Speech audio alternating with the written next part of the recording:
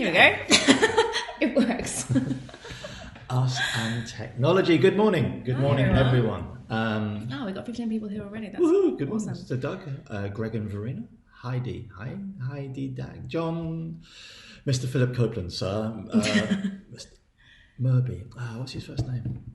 Forgotten. Sorry, David. Anyway, Jason and Connie, Bill, Mike, Alison, Terry, Brian, Darren. I know you're in Australia, sir. Sean, Ian, and Mr. Gravelin. So listen, welcome to our live feed from Australia. This is the first time we've done it on like the stage channel, which some of you may not care about, but how do we hear these people? Well, this is how it's a little bit different. So This is, we kind of have to sort it all out together. So this is more like YouTube Live, where we talk and they listen.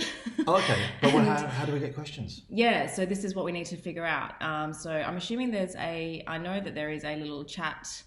Hang on. Is it that one? Yeah, I think it's here. Show chat. Okay, perfect. Here we go. Yeah. Okay, fantastic. So listen, all right.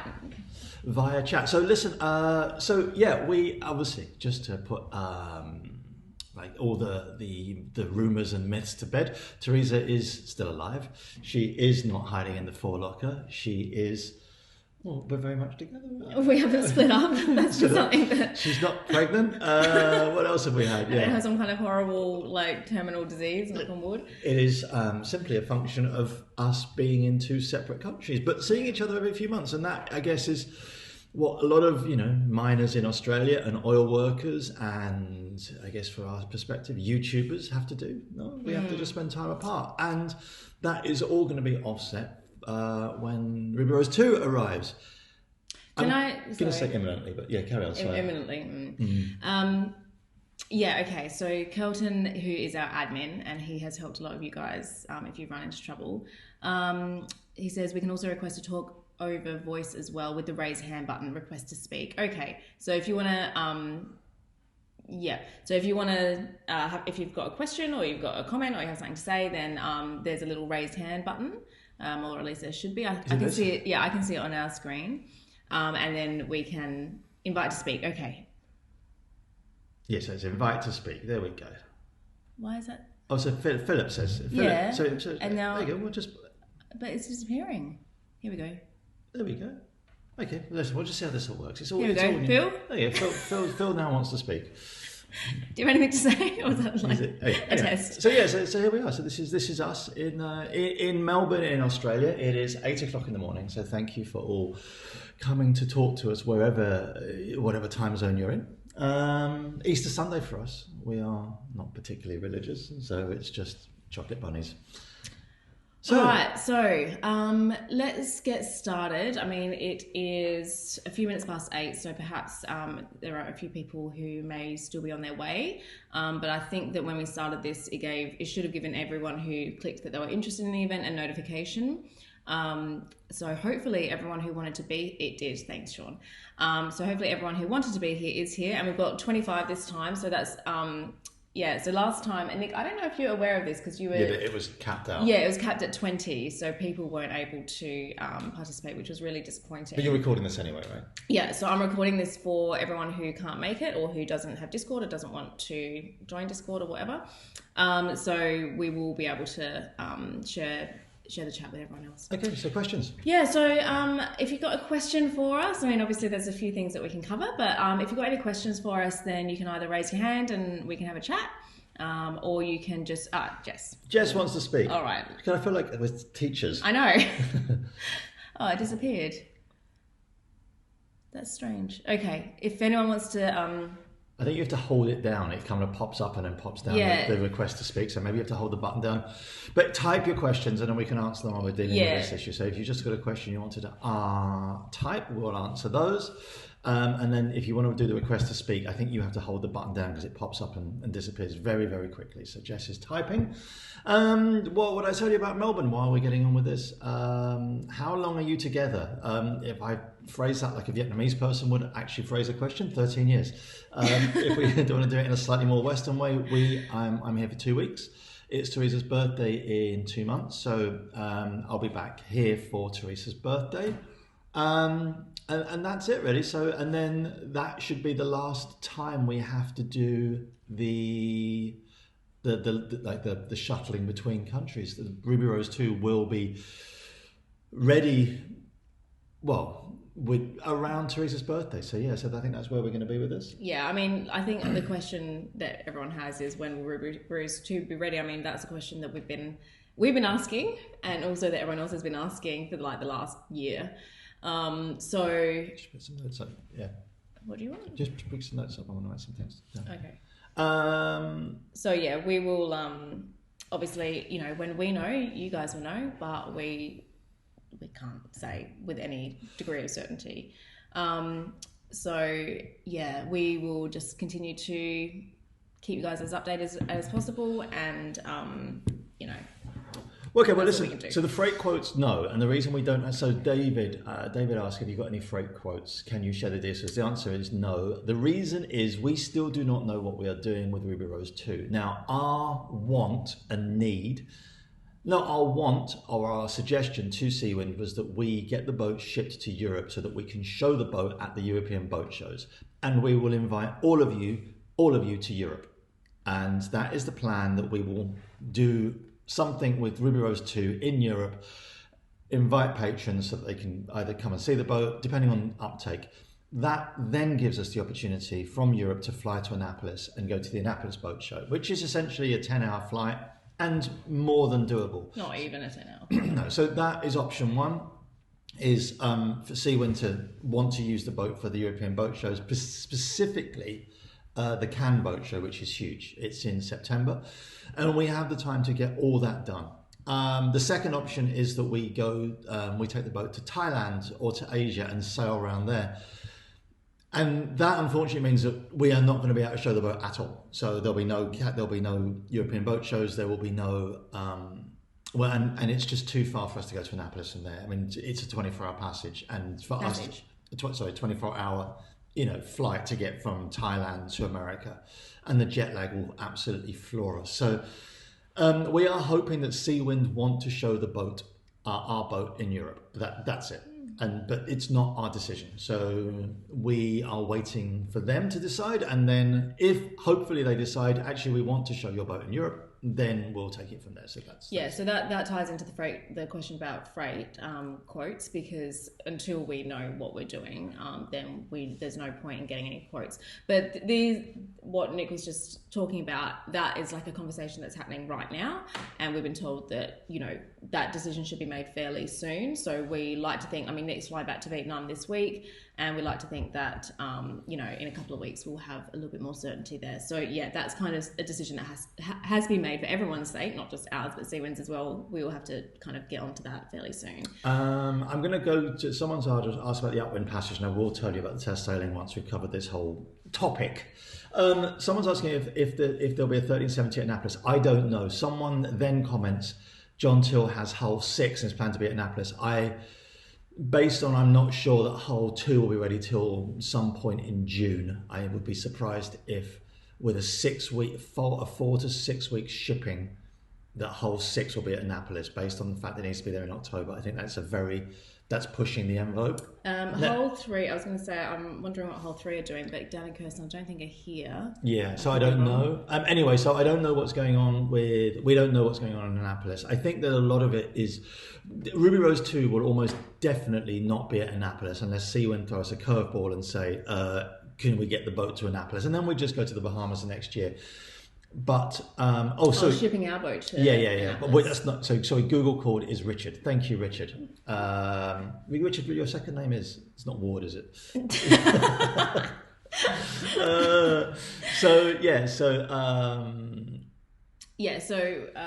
there be? It's Richard Gill. Okay, sorry, Richard. What time is it? It must be like 2 in the morning, for God's sakes. This is anyway. So I hope you're up, just because it is a long weekend and you're enjoying 11 p.m. So that's not too bad. So our plans, as I said, we've got two and a half plans. One which is Europe, and that will get us to get the boat for the timing that we have now for the delivery to the Cannes Boat Show if Seawind want us. It's not dependent on us. That will then allow us to fly from Cannes to Annapolis and meet you all, do talks about the 1370, tell you about performance. And for those of you that want to fly over to Europe and kind of spend some time, I know it's a big trip, but I know there's a lot of 1370 owners. There's also a lot of people already in Europe. Second is Thailand, but that then removes us from the ability to do anything outside of Asia because of the distances. And thirdly, potentially, if Seawind are like, oh, we need the boat in for the Annapolis Boat Show, that is not our preferred option. We have sailed the Bahamas extensively, and we really want to sail. We really want to get at least half a season sailing in, and that will not. If we end up with the boat in Annapolis in October, that's our season done. Well, no, because we could just go down to Bahamas. Oh, we would do in January, yeah. But the other thing is, there are, we have other projects, other side projects that we have to deal with as well, and I'll talk to you about that again. Anyway, so it's very cryptic. I don't know what you're but what I'm doing in Vietnam and now extending to Asia, and other bits and bobs. So like I have, fortunately, I have committed to like my boss. I am trying to get my medical license to practice in Vietnam, but that means I have to take the exam in Vietnamese, which is, pretty sketchy. And so that whole thing is an ongoing project that I have. So, but that means that I'm tied to certain timings in Asia. Okay. So essentially we have a few balls in the air. We're not quite sure how they're going to land yet. So Greg and Verena, are we invited to the wedding too? Yes, you're all invited to the wedding. We have to, obviously, because of everything that's gone on with Seawind and just everything that's happened with the continuing delays. I'm not going to lie, it's been pretty bloody stressful, hasn't it? Yeah. It has been very, very stressful. And so, yes, this will get rescheduled once we have a boat. Yeah. And you're all invited. I didn't, okay. Why were they not all invited? I thought, never mind. Well, I think that we'll chat about that later. Well, how many people are invited? I thought maybe just the two of us. Oh yeah, but there's what about all these things. I thought maybe just the two of us would go. Sorry, we'll have to have a chat off screen. All right, next. Okay, so I think that we have a lot of questions we have a few questions, and probably we have had a lot of questions about the test sail. So Nick, do you want to talk about the test sail specifically? And I think this is a question that we've had through quite a few times. What changes will we make to Ruby Rose 2 having done the test sail now? And I think that's actually the only question about the test sail. If you guys have any specific questions about the sail, then let us know. Did Seawind find anything on the shakedown cruise that will cause a change to Ruby Rose 2? Yeah, so... Okay, so there's a lot of... I have to speak not carefully, but I am choosing my words because a lot of stuff on the internet gets like blown way out of proportion. So let me just choose my words carefully. The entire purpose of that test sail was to work out what worked and what didn't work. It wasn't... They didn't get that boat in the water and say, this is what you're getting, we're just going to see which breaks. There are certain things that it's all part of a process, and it's important to understand that this is part of Seawind's process, and therefore I'm assuming other manufacturers' process, by taking a boat that is like a CAD design on a computer, turning it into reality, and then seeing if the reality and the practicality actually to match up. I mean, we've done this with houses before. You put a painting on the wall and then work out, actually, I don't like it there, I want to move it. And you all thought it was going to work, or you buy a piece of furniture and you put it in a certain place, you're like, doesn't quite work there. It is exactly the same for boats. So the whole thing about this is that because this is meant to be a closed process, no one is ever meant to see this. Yeah. It then opens everyone up to like, well, why are you doing this? Why is this broken? Why are they changing it? Why isn't it right? And I know that all of you lot are very kind of like understand this process, but there are also a couple of 100,000 other people that are like, wow, there's something wrong with the boat, they're having to change things. They are having to change things, but not because there's anything wrong with it. It's because they're like, okay, well, we thought this was going to be exactly what we wanted, and actually we could make it better. And I'm going to give you an example that I put in a video, which I think is still to come out. In the master hull, there is a beautiful like paneling around the windows, and it looks amazing. But there is no hand grip. There's no hand grip. Now, in doing that big upwind passage, there's a lot of movement. And when we came back from Nechang, which is the downwind passage, the CEO of the company, who has designed a lot of these boats, it's not like he just owns the company. He doesn't just come in like the guy from Remington who kind of like had that advert in the 80s that said, I liked it so much, I just bought the company. Like he literally, this is his company, so he knows how to design boats. So he literally sat there with a notepad for 3 days going, this doesn't work, I want to change this, I want to improve this. So things like, okay, I need a scalloped handrail here. He comes up with what he wants. He then takes it back to the naval architect who says, this is what I think I can turn this into. The naval architect then takes it to the actual engineers and says, can you make this, or is it impractical? And then it goes in. So there's it's an audit cycle. They have to go back around again. So there are a lot of small changes that will be made, not just to our boat, but to all the boats, including, so every boat, even the one that was on the shakedown cruise, that will be changed as well because of the process that I've just described. Yeah, and it's interesting, I think, what you said, because usually this is a process, I assume, and we've never been involved in this kind of process before, that happens with every new model of a new boat. It's just that it's done behind closed doors, and Seawind have been gracious enough to allow us to film everything, and I don't know whether they anticipated such a high level of scrutiny, but it is what it is, and we're certainly glad that we're there and we're kind of able to see the process, and it's been a really interesting It is. Darren has just piped up and said it's called V&V, validation and verification. So the whole process of I'm going to steal that now that we actually have the actual terminology for what happens when you take the design and see if it works. Yeah, and what about the cup holders, babe? Because that's been the point of discussion. So of the modifications and the suggestions that were put forward, because I know that all the owners want cup holders. Bump the table. Yeah. I have put down cup holders. The cup holders are going to go in. I've told. Are they? Has it been confirmed? I can't tell you about this. I've seen the list. I've seen the list of all the modifications and who came up with the suggestions. Right. And mine is definitely that. Of all my things, cup holders are mine. So there you go. So I have put in the request. So every time we're on board and we put our cup every down. time you take a slurp from your big Slurpee, it's mine. They are important though. It's become a bit of an ongoing joke, but it is. You have to have somewhere to put your cup down. Jason and Connie, just to point this out, it will be an open bar. We would never have a cash bar at our own wedding. Again, probably just going to be two of us. Makes it easy. So Sean, the visibility from the helm station is as good as you would like it to be. It is excellent. I think the whole point about this is, and I had this big discussion with someone about visibility. Everything is compromise, right? Everything has to be compromise. And you do not have the visibility that you're going to get from what's it called when you've got the flybridge. From a flybridge. You just don't get the visibility. You don't have 360 unimpeded visibility. You don't. How do you get around that? It's not a problem. You move your head 3 or 4 inches. It's just the way it is. And this is the whole point. If you are sitting in an automobile, if you're sitting in your car, unless you've got one of these fancy Teslas that got wraparound windscreens, there are compression, what they call the posts at either side of the windscreen. You don't sit there and go, well, I can't see through that, can I? I can't see when I can't see. You use other things. So it's you have the same in a car. It translates to boats pretty well. The pillars in a car. So you have the pillars in a car, and it never causes anyone any problems.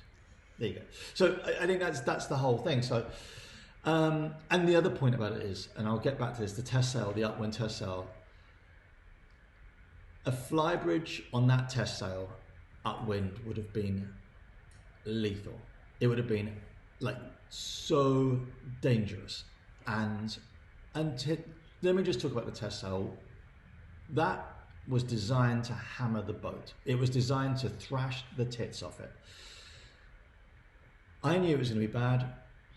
For the kind of people on the internet, like, oh, you shouldn't be sailing, you're just a YouTube sailor. Honestly, I've been sailing for 15 years. You said that? Oh, some twat. You're just a YouTube sailor, you shouldn't be sailing. Yeah, you shouldn't be sailing, you're a YouTuber. But the point is, if you haven't sailed for a while, it takes a couple of days to get your sea legs. But, my own excuses for my frailty aside.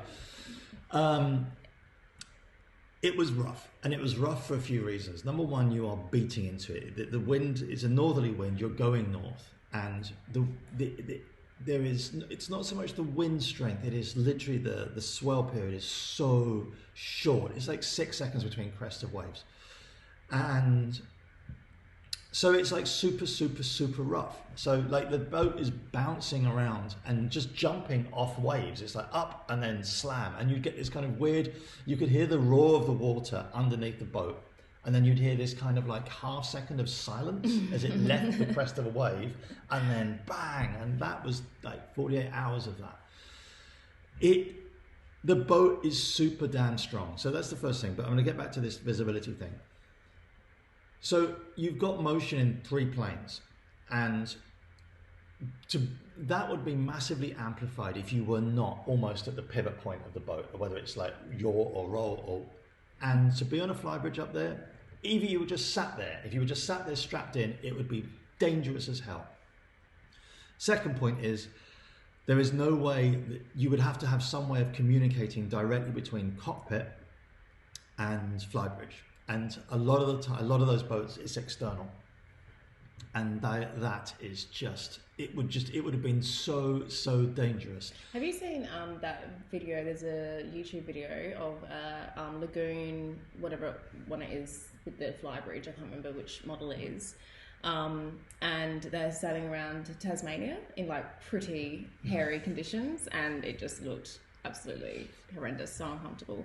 Anyway, so there was a couple of extra questions that I think would be good to answer. So Kelton says, a more precise question, what changes would you personally make to the options list, so our specifications, now that you've had time on Supernatural? What I have said is that we have moved one of the toilets to freshwater. We want one freshwater, one saltwater. Saltwater one is in case we're offshore and we need to consider, if say for instance the water maker packs up and we need to preserve freshwater. So what did we originally have? Two salt. Oh. We had 2 salt water. I thought we said that we would have freshwater. I thought that we said that all It along. wasn't an option when we spec the boat. Oh. They bought that in recently. Okay. So there's that. I think that we are probably ditching the ice machine just to save weight, and we have ditched the center console on the tender. So we had that, and just so we're now looking at weight reduction. So that's where we are. So yeah. So those are the big things. Our boat is very, very different. I think that although the hulls are the same, it is a very, very different boat inside. So the work surfaces, the whole design of the forward starboard hull, the entire electronic suite, the solar, it's very, very different. Yeah, so Richard says that he's excited about the workbench episode. We obviously haven't shown anything about the next kind of work station or workshop. Because it hasn't really been built yet, and they've been kind of perfecting the design. That's something, and we didn't show it on in the filming so far because obviously the first boat is different to ours, so there wasn't really much point. I'm going to just say something because Darren's talking about tenders. OC are great, and one thing I would say, look, we sailed a couple of 1260s. We sailed Phil Copeland's boat and we sailed Pete's boat, both 1260s, and we found that on those boats there was sometimes an issue in rough seas with the motion of the tender. Like it with a lot of lateral movement. This doesn't happen in the 1370. That tender was like rock solid. So how is it secured? There are big carbon fibre davits, and yeah. It's just literally it straps up completely to the other side of the davits. Oh, it's okay. really tough. Okay. So as Mark says, and it also says cockpit storage for binoculars. Yeah, that's good. Blah blah blah blah. Yeah. So what's the cockpit storage like? The cockpit storage is amazing. It is amazing. Like those two, the storage bins underneath the helm seats are capacious. Where are they located? The storage bins under the helm seat? So you just lift them up there on gas struts. Oh, okay. And there's really big bins there. And right. I'd say that they're probably a metre by 70 by 50. They're big blocks. What do you think they would be used for? Well, that you can put an ice maker in there and you can put a fridge in there. I think for us, the extra weight is something we don't need. I personally would have things like snorkeling gear. Yeah. Like just a big bin for snorkeling gear. So it's not needed for like fenders or lines? No, it's definitely not fender storage or line storage. Yeah. And they're insulated, so you could just stop at stop and fill the whole thing with ice and get like 24 count, stick fill it full a bit. No, I'm serious. Oh, it's good for like if you're having a party. But they are like massive Yetis. They're like massive Yeti Eskis. So they're insulated as well? Yeah. Oh, okay. No, they've done. Why are they insulated for? So you can fill it full of ice and fill it full of beer. Right. That could come in handy. Exactly. There was a question before that I just wanted to go back to from Jess. Did you get a chance to look at the ventilation in both hulls, I guess? As in use it. The upwind passage was too rough, and I had to share a cabin with Lucas, so I had the little back cabin with him. So, but the master cabin, there are.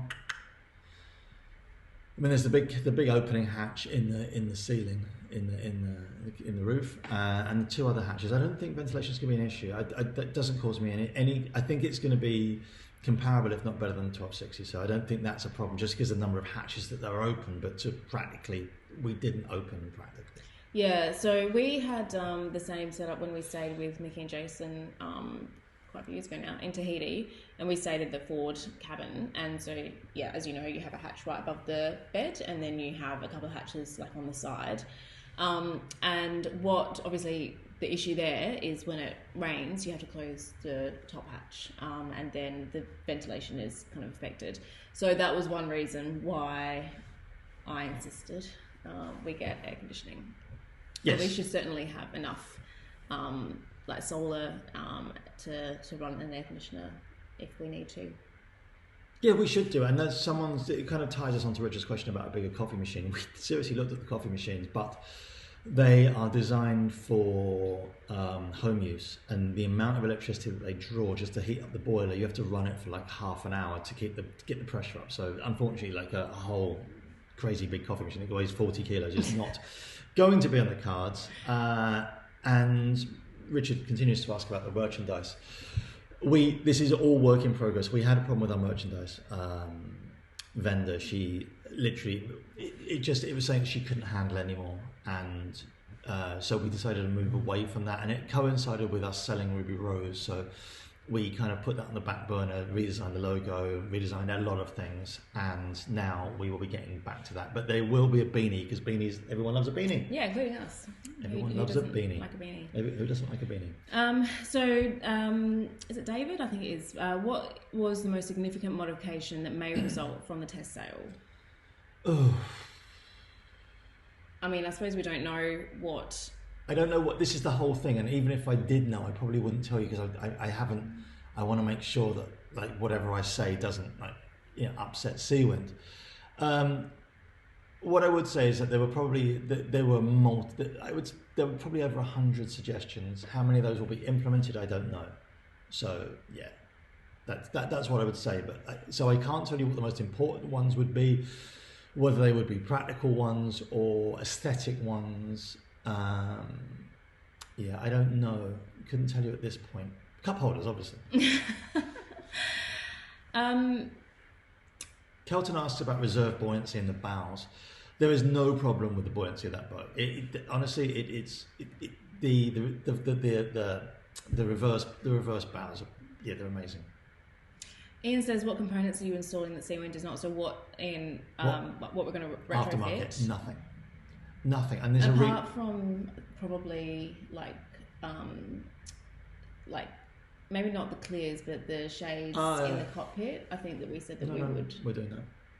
Let me just explain this to you. There is from our perspective, we fitted. I retrofitted a lot of stuff in Ruby Rose, the first Ruby Rose, and while it is great, if you ever have a warranty issue, it becomes a bun fight as to who's responsible. And for instance, this is my take on not a Seawind issue, but just on boat manufacturers, or even even say domestic electronics, if you change a light switch in a house where the builder has done everything apart from the light switches, and you have a problem that involves the light switch, he will say, well, it's not my responsibility because you've tinkered with this. Now it's not my problem. So what are we doing with this? Just listen. I am. Let me just finish what I'm saying, and you'll understand what I'm trying to say about this part, right? Right. Regarding lithium batteries, I am terrified of touching anything in that system. It's a 24-volt lithium system. It is not a 12-volt lead acid system. Yeah, no, but we're not talking about... I'm talking about modifying what we're doing at the moment with third-party components, so I will not touch anything electronic on that boat. Yeah. Okay. Right, that's the first part. Yeah. Now you want to know about that.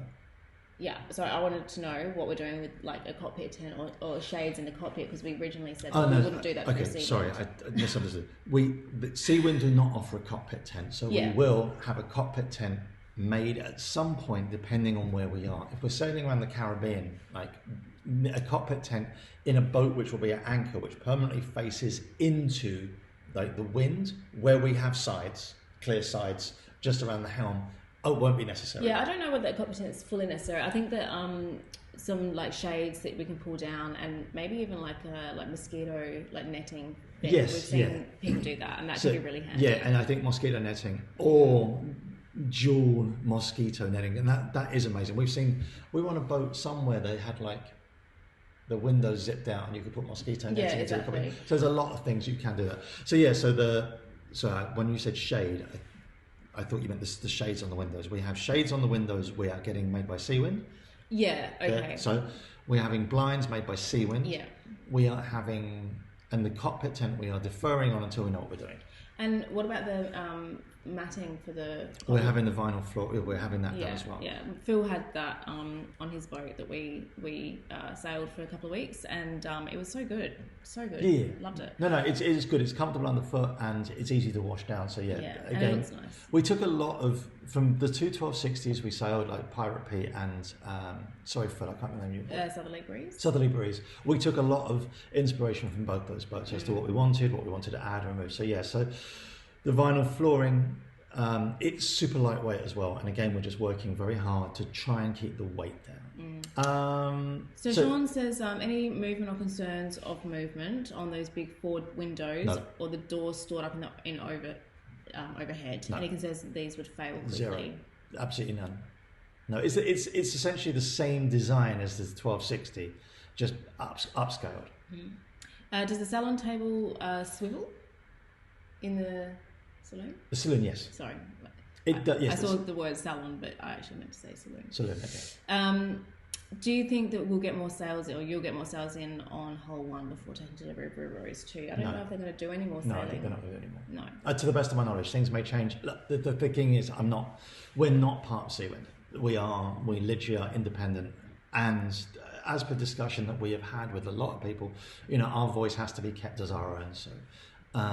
So I don't think they're going to do anything else with the first boat, with what's it called? Supernatural. What I would say to you is that we will be doing something similar with River Rose 2. So I will be asking them to run the system. I'm not saying it, I'm not flashing the tits off it, but I am going to. They've already said, do you want us to just do the same thing down to Vaughan? I'm like, yeah. Yeah, so take down the river. You're dropping this boat in the water before. Yes. Yeah. Jess says, did you actually mention an anticipated delivery date for River Rose 2? Seawind have given us a date, but they've given us a lot of dates over the last 18 months. It's Seawind time, which is kind of like... So I'm like, okay, I'll take that with the world's biggest pinch of salt. So, consequently, we've stopped kind of publicly discussing the dates that Seawind have given us, because they, as I said, this must be like the 6th date we've had. 6th. I got a delivery date. I remember that I pulled out the original paperwork to our boat, and it said that the final payment was due March 2021. Right. So okay. So it's 2 years late. Yeah.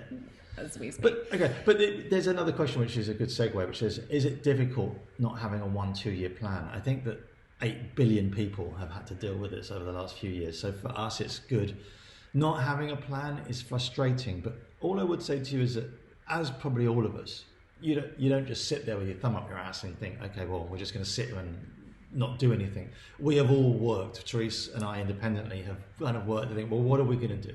Yeah, I think that I personally found last year to be really difficult. So, you said, is it difficult not having a 1 or 2 year plan? I've always been a planner, so I've always loved having a plan. And last year for me, like 2022, was really, really hard because we went to Vietnam at the beginning of the year and we thought that we would have the boat within kind of 6 months. That's what they told us. And when that kind of continued to get pushed out, then I found that very stressful and difficult. So for me, I think that I had to kind of figure out how to deal with that uncertainty and kind of like be okay with that. And Nick's kind of been more able to adjust to that because he's had these projects that he's been very passionate about in Vietnam with his volunteering, and he also felt more at home in Vietnam because he loved the country so much, has always loved Vietnam, and also is learning the language, so he kind of had more of a purpose there than I did. So yeah, I think that for me it's been a matter of finding a purpose that isn't YouTube, and that has been my life, like making films and episodes and videos for you guys for the last, I think we started in 2017. Yeah, it's true. It's so how many years ago was that? 6 years now we've been doing this. Yeah, so for the last 6 years I've kind of, that's like been my entire focus, like 100% of my focus, and to then have to like thinking of other things, that was a process for me. So yeah, I'm one thing that I did do was enroll in a master's, which I'm really excited about. So that was something that I thought, well, if I'm forced to hit the pause button on my plans, then I will like fill that time with something that is a little bit kind of hopefully constructive and a good use of my time. And so I decided to go back to university and continue studying. So that's been a real focus for me, and that's been like really great.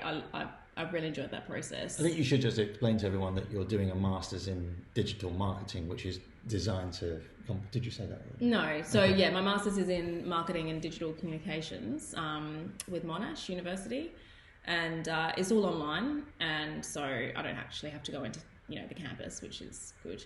But yeah, I mean, there's obviously some crossover with what we're doing with YouTube, which is really good. And, I'm able to put some of what I'm learning, if not into practice, because I feel like we work in such a incredibly niche area, but at least it kind of adds to my general understanding. But it's also just really interesting and, something that, I mean, I am still kind of young. I still have plenty of years ahead of me. And tell them how you're doing. I'm doing quite well. She's getting high distinctions for everything. She's super clever. But I guess...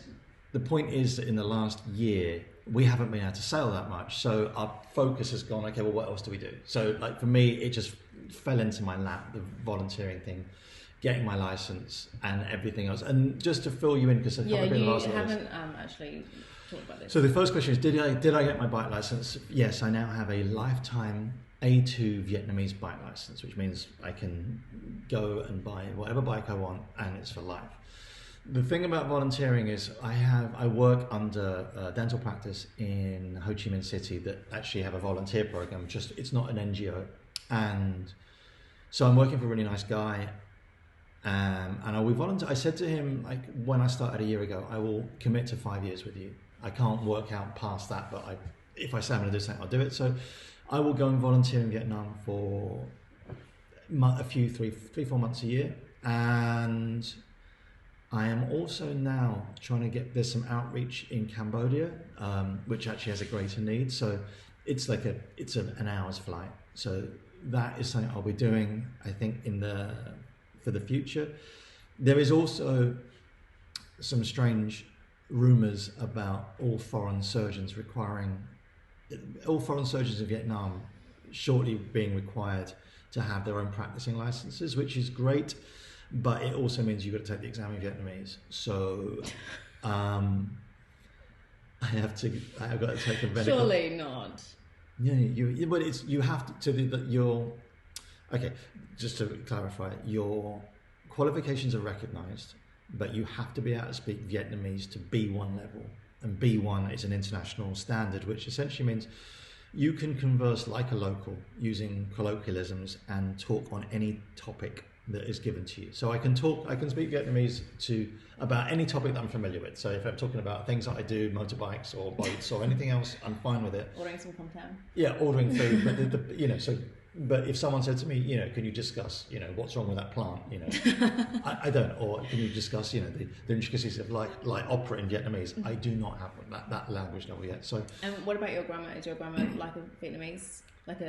Is it? Okay, so basically, let me just clarify the terminology. Vietnamese grammar is super easy because there's only 2 tenses. Okay. Right, but the colloquialisms, it is getting to that point now where I speak colloquial Southern Vietnamese in the way that kind of I construct sentences, and it is super, super enjoyable. And there is obviously a tipping point with language where you get to a point where you can have a basic conversation with someone, then you use it more because they start to understand you. Then you ramp up what you can do. So now, I love speaking it, and it's. You also like shocking the Vietnamese people. The Vietnamese find it they find it like they're like, what are you doing, white boy? Like literally.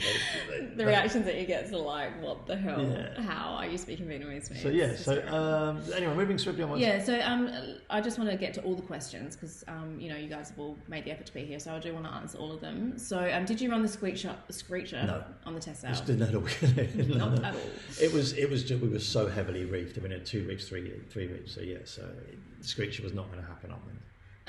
How different does the 1370 feel compared to the 1260 we sailed? What were the most obvious improvements? Okay, what I would say to you about the 1370 is it is the best steering I have ever had on a cat. The steering is super light and super balanced. Like everyone who had helmed that is like, oh my god, this is like it's like racing monohull steering. It's light. There's no. It doesn't feel because normally if you've got these components are all kind of like Meccano together, you get like a little bit of lag between each. The steering is super light, super light, and I think they will. Yeah. So the steering is the most noticeable thing. Regarding sailing, she'll point higher than a 1260 because of the hull design. She feels super stable. It's a big boat for us. I mean, obviously, if you've got a 1600, but for us, it's a super big boat. And I remember watching, what was it, Chase the Story? Oh, okay. This is years ago. We used to watch a YouTube channel before our YouTube called Chase the Story. It was Ryan and Natasha. Anyway, I remember them crossing the Atlantic and saying it feels like cheating. So, and this felt like cheating. Like a downwind passage, I'm like, how is this sailing?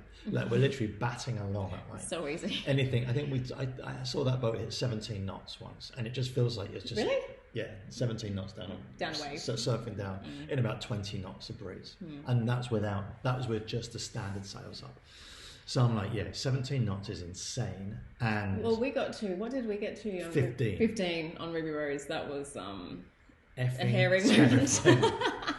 That was leaving Gran Canaria. So Sean says he would imagine some delay if they're implementing some of those new changes. I don't know. It's Seawind's time frame. It's like that. What was that? That series from the 80s or 90s, Quantum Leap, where they used to he used to time travel between different things, and like he'd start like the beginning of every episode would like something mad would happen. He'd be like, "Oh boy, this is exactly where we are." So every time we get a date from Seawind, I'm like, "All right, yeah, okay, fine, thanks." Yeah. We'll add like maybe a month. And actually, I used to have a patient who used to say to me, "You can have it right, or you can have it now, but you can't have it right now." And I've said this to James, just get it right. We'll just get it right. Yeah. Stephen says, does not knowing where you're going to spend the first and second season sailing make those seasons more expensive, so we're not able to book and pay in advance? No, because we only book in advance like winter storage or kind of hurricane season storage. That kind of type of storage needs to be usually booked in advance, not always. And I mean, there is certainly a possibility that if we do ship to the Med this year, then we'll need to store the boat somewhere over winter, and obviously we won't know where that could be until we know where we're shipping to. But I mean, a lot of people wait until later in the year to book their winter storage, and it doesn't really make any difference to us. We're kind of happy to go to wherever there's availability, so I don't think so.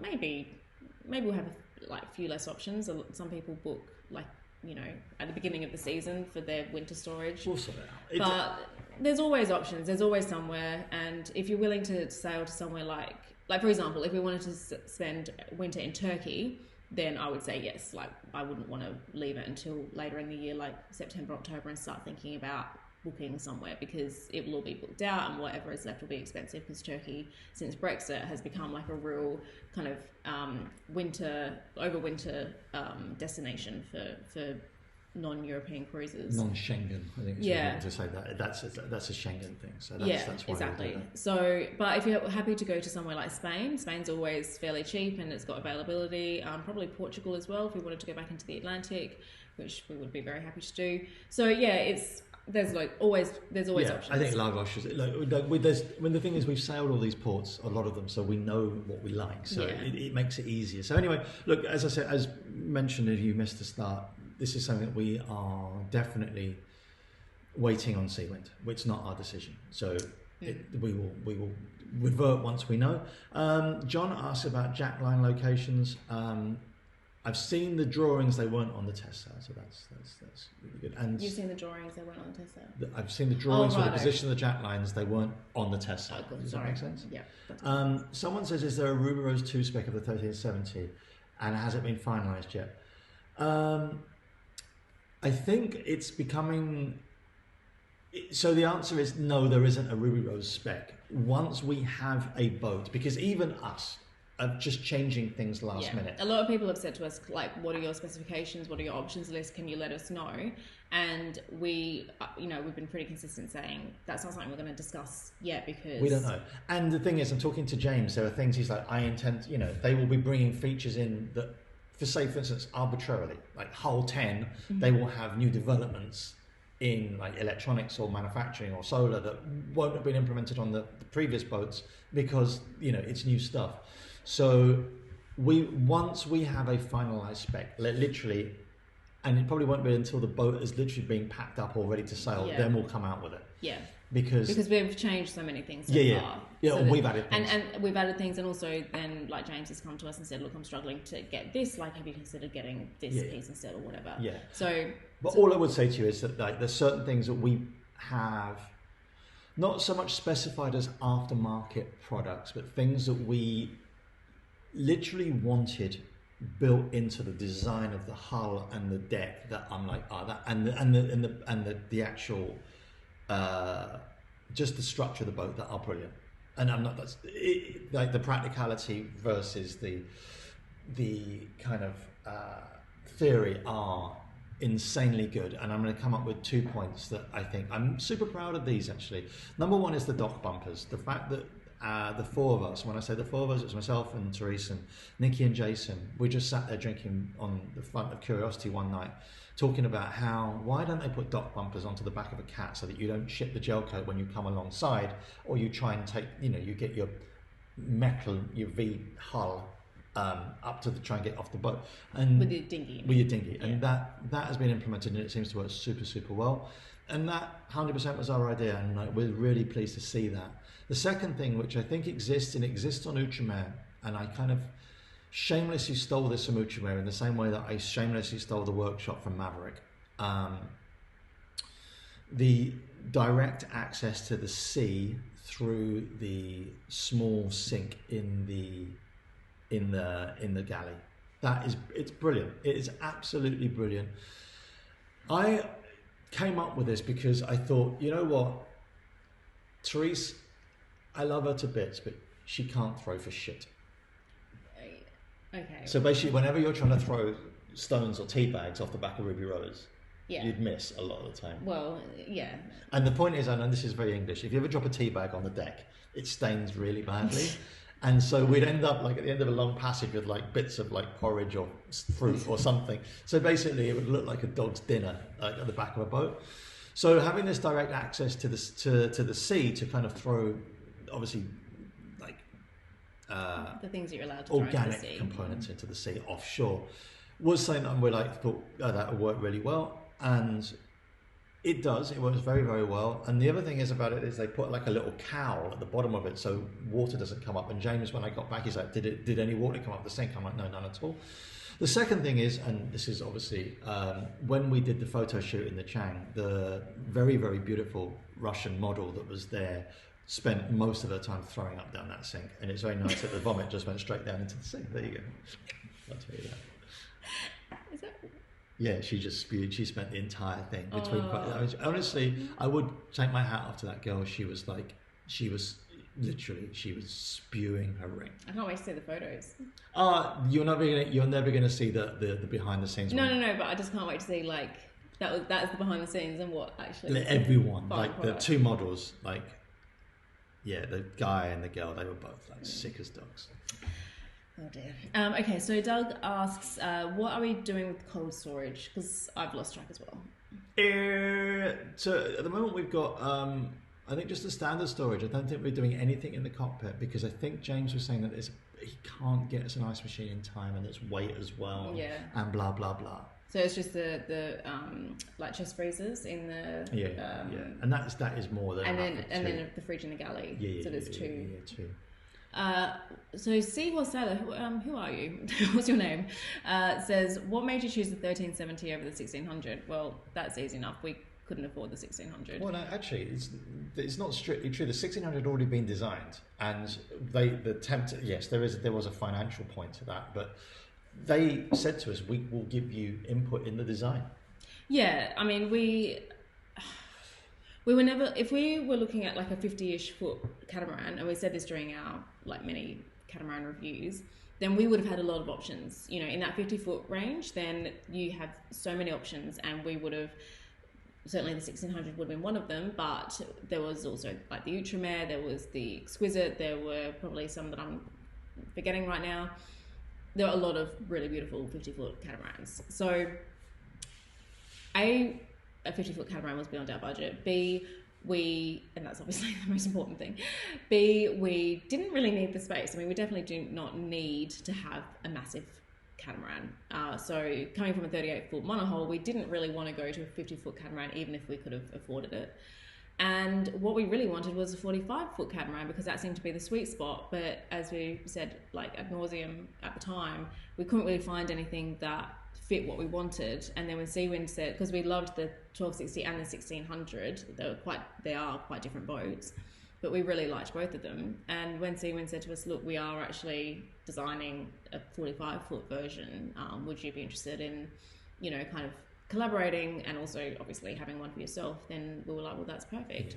So it was kind of like the 1600 was never really on the cards for us, as much as it is an absolutely beautiful boat. And the other thing is, I think if we had have gone for 1600, we would have had a lot less work to do in Vietnam and just kind of like wanting to input things like. Oh, we would have. Well, also we would be. Because it's like this is what you get on here. We would also have swings and roundabouts.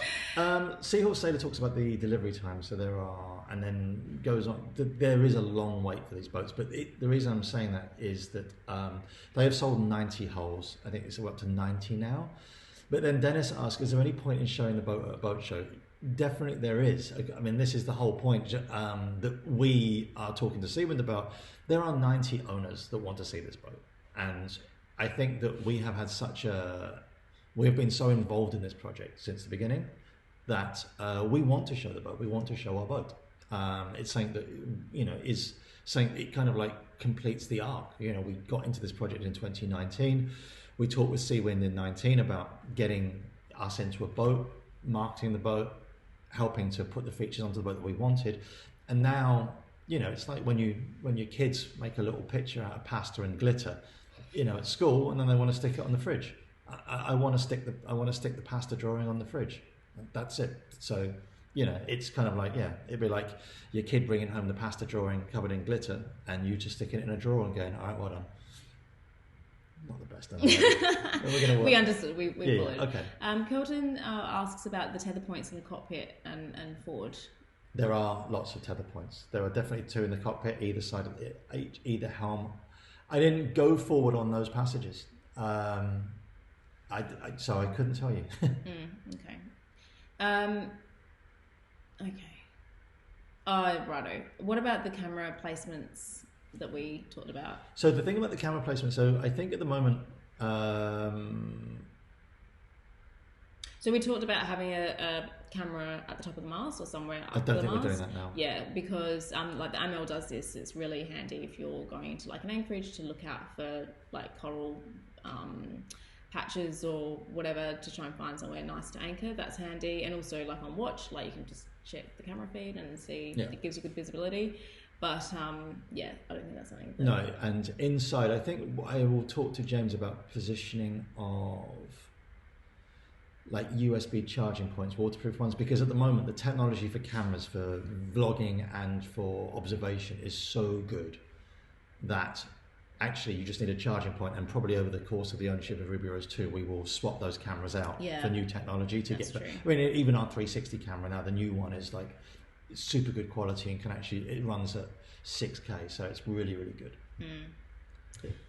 Okay, we've asked a lot of questions, guys. If you have any other burning questions, now is the time. And if you've got a question, probably someone else does as well, like the same question. Yeah, we're going to round up. We've been going for about an hour. Yeah, so let us know if you've got anything else that you want to ask us. Kelton wants to know about the autopilot. Did you have to chase the main sheet to balance the helm? No, that autopilot is super, super strong. I was surprised actually. The autopilot works amazingly. And I actually went into the starboard engine bay at the end just to check everything to make sure it's super strong. Yes, and David is just commenting on the fact that Seawind should want to be showing the 1370 at the boat shows, even if they are, even if there's like a 5-year waiting list. Were the beds and cushions comfy? That's important. I need to know this. Well, Lucas kept the bed very well. Are we going to need a mattress topper? Yeah, because you're like the princess of the bloody pea, probably. Yeah, she wants. Yeah, I do like a comfy bed. Yeah, puffin feathers. Yeah, I do. I am a bit fussy when it comes to. Honestly, okay. But that's okay. Mattress topper will fix all that. Just says the video connection hasn't been great for the Discord chat. That's a shame because. Sorry. It could be us. Australian internet is awful. I mean, it should certainly deal with.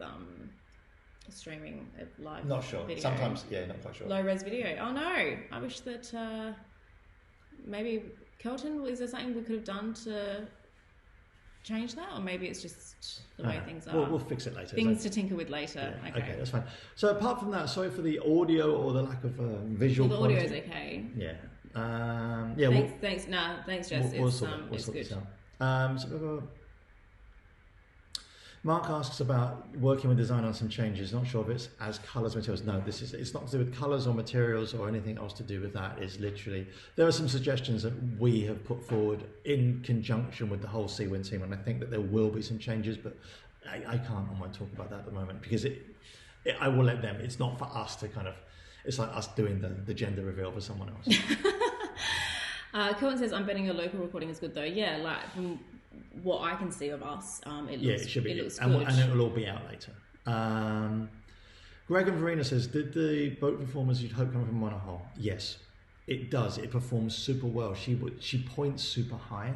See, and Greg and Verena, like you guys are hull 80, so it'd be great if you guys can come over and see us, and maybe we can even go out for a sail. Like that's kind of what we're aiming for, is that we will, once we've got Ruby Rose 2 in our hands, we will be sorting something out so patrons can come and go for a sail on our boat with us. And I'm going to round this off by answering Sean's question about hybrid drives. Now, I am only going to use the knowledge that I have on hybrid drives.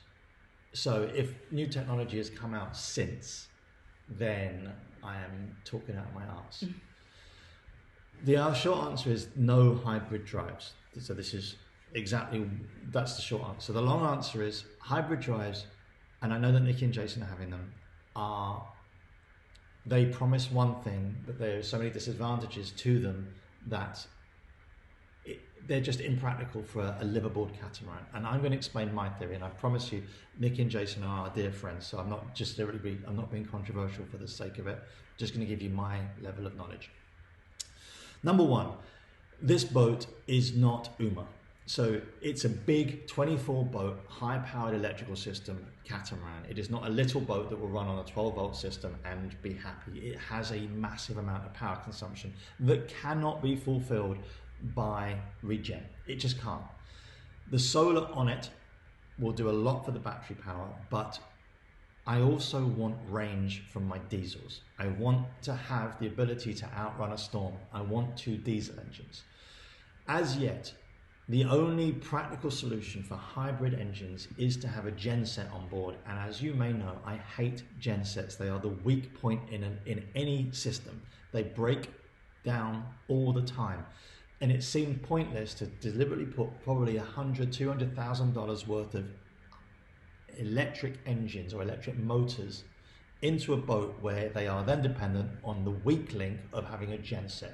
So that, to me, is, if that's what you're considering a hybrid system, as in electric motors run by genset, you are literally introducing weakness into your system. So that's system one. System two is where you have electric engines in a catamaran that then have a regen capacity. And I get that.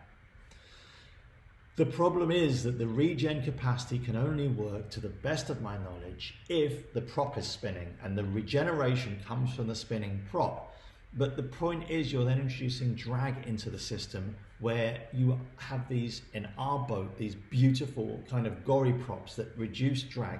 So if you are trying to get performance out of a boat and you have spinning props, you are introducing unnecessary drag into a performance craft. I get that you can choose to do either or, but to me, I kind of think that we have enough to power the boat with the solar. We have enough to power the boat with those massive, I mean, we got to a point, I'm going to tell you just because I actually have some stats on this, because I just remembered, when we were coming back from the Chang, so that was, there was no shore power in the marina. So we set off, and after 48 hours, in the middle of the night, one of the alarms went off that said we were down at 9% battery power. So to the point at which the lithiums were going to switch off. I started the engines and revved them at about 1500, which is kind of like mid to low revs, and the entire battery bank was full inside half an hour. It's insane. So like literally, when you can charge a battery bank inside of that time, it becomes like the whole hybrid thing to me is just something we just do not need. It doesn't give us the range. It causes a weak link, and it causes drag. Not to mention it's like a couple of $100,000 and it's more super expensive. And the other point about this is that hopefully, you can go to any Yanmar Volvo technician in like the Caribbean and they can fix stuff. Like these complex hybrid systems, it's okay for day sailing. For an offshore cruiser that needs diesel, that's just what we need. That's my perspective. I know that everyone else has different perspectives, and I promise you, just so this doesn't get out, Nick and Jason are our dear friends. They've done their research. We're just going a different way. That's it. And the final comment about Nick and Jason, will we have a collaboration where we race each other? I mean, that is the dream. I literally had a message from Nikki this morning being like, where are you guys going to be like later in the year? Let's try and catch up. So, when they get their boat and we get our boat, I mean, I really would love for the stars to align and for us to be in the same area, and we will literally, if we can, move heaven and earth to like get together and do some like buddy boating, and also like put the two boats to the test, because how fun would that be?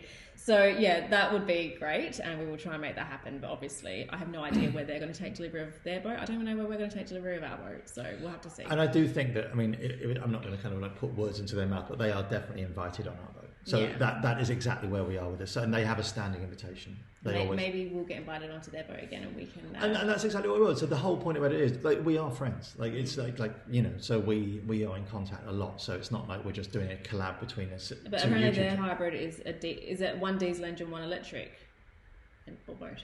I don't know. No, it is. Okay, so let's.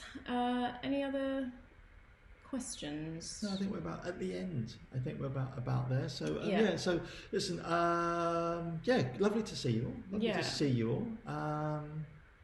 So that's it really. So actually, sailing supernatural. So hello to the owners of a boat which is just about to be dropped in the water. Well, it's already been dropped in the water. The third lithium battery is It's interesting about the third lithium. I'll talk about that more because we are having the third lithium, and I think that to us, I think the third lithium balances out the solar.